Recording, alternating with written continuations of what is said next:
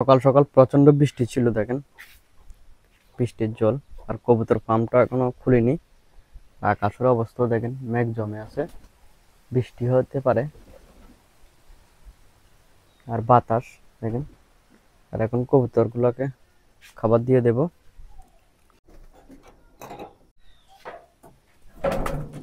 এই যে আমাদের কবুতর গুলা। আর এখানে একটা লাইট দিয়ে দেব, দেখেন অন্ধকার হয়ে রয়েছে। আর ফার্মের পর্দাটা উঠিয়ে দিই। আকাশের অবস্থা ভালো না, বৃষ্টি হতে পারে। এখন কবুতরের জন্য খাবার নিয়ে এসেছি, ধান। খাবারটা দিয়ে দিই সবগুলো কবুতরকে।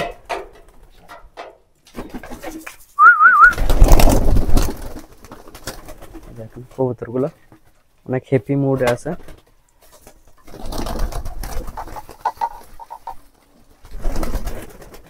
এদেরকে খাবার দিয়ে দিয়েছি। আর একটা বিষয় আপনাদেরকে বলি, এই সাদা কবুতরটা যে আছে, এই কবুতরটা ডিম দিয়েছে। আর এর সাথে মেল কবুতর হয়েছে ব্ল্যাক কালারের, এটা আপনাদেরকে দেখাই, এই কবুতরটা। আর এগুলা ডিমগুলা এখানে দিয়েছে। এই যে দেখেন একটা ডিম দেখায় আপনাদেরকে, এই যে আমাদের দেশি কবুতরগুলোর ডিম। আর এখানে অনেক ফয়টি হয়ে রয়েছে। আর এখানে রেখে দিই। আর এগুলো এখনো ডিম পারেনি, এগুলোও পারেনি। আরো 5 জোড়া কবুতর আনবো, আপনাদের তো বলেছি। কারণ আকাশের অবস্থা দেখেন, অনেকটা মেঘ জমে আছে, বৃষ্টি হতে পারে যখন তখন। কবুতরগুলোকে এখন খাবার দিয়ে দিয়েছি। আর খাবার জলটাও আছে, খাবার জলটা শেষ, এটা এনে দিচ্ছি। জলটা দিয়ে দিই, দেখি খাই কিনা। দেখেন সব কবুতরে, একটা কবুতর খাবার জলটা খাইছে। দেখেন জল থাকে সবসময়, এখানে রাখি দিই, এখান থেকে জল খায় কবুতরগুলা। ডিমগুলো তা দিতে আছে এই ফিমেল কবুতরটা। এখন এদেরকে বন্ধ করে রাখি, কারণ বাইরে বৃষ্টি হতে পারে, এর কারণে। দেখেন আকাশ আস্তে আস্তে এখন ক্লিয়ার হইতে আছে। এখন বিকালবেলা কবুতরগুলোকে বাইরে ছেড়ে দেবো। আর যে দেখেন আমাদের কবুতরগুলা, আর যে কবুতরগুলো ডিম দিয়েছে, এই কবুতরগুলোকে বাইরে ছাড়বো না। যে কবুতরগুলো ডিম পারেনি এখনো, কবুতরগুলোকে বাইরে ছেড়ে দেবো। এই কবুতরগুলোকে বাইরে ছেড়ে দিই।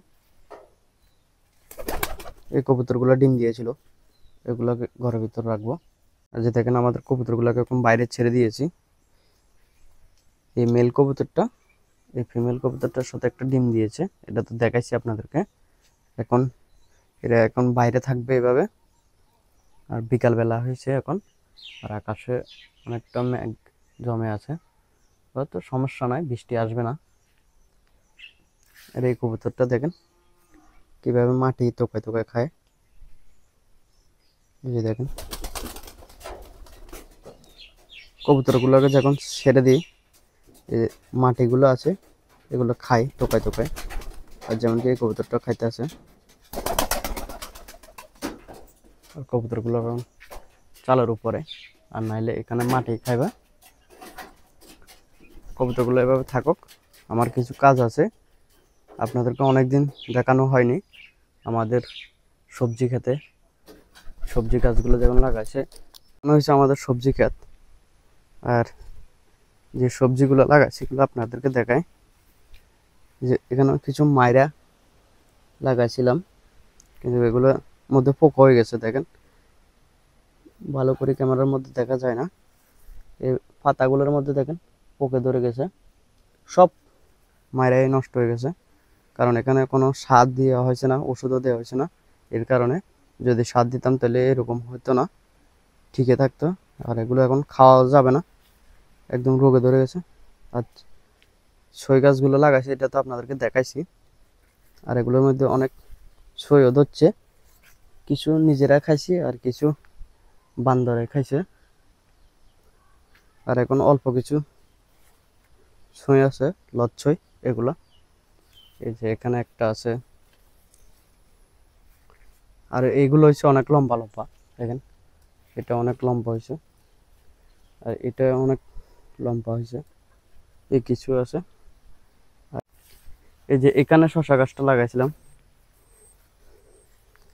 এর মধ্যে ছোপ দেওয়া হয়েছে না, আর গাছটাও মারা যাবে, একদম দুর্বল গাছটা। আর এখানে পাট গাছগুলো আছে আমাদের, এগুলো থেকে অনেক শাক খাইছি।